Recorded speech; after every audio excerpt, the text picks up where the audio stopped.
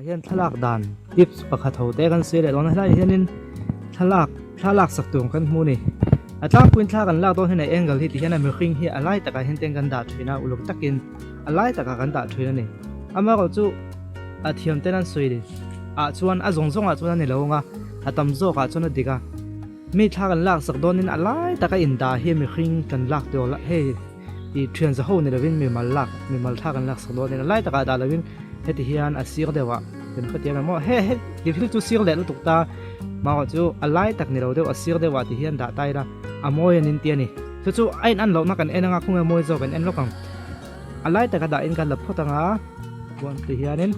yom dang hlo san su alai taka da in kan la ta phota chuan a sir deu thaga kan da nga ti na ma hi kan la le ta ni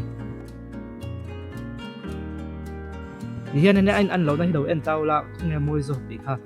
alai taka da ai chon sir dewa da hi a moi do zok ni nan nga ya chu ta chuanin a sir han ti kha nen to na chuan tia kan ena ding lam pang hi lang hem ta ni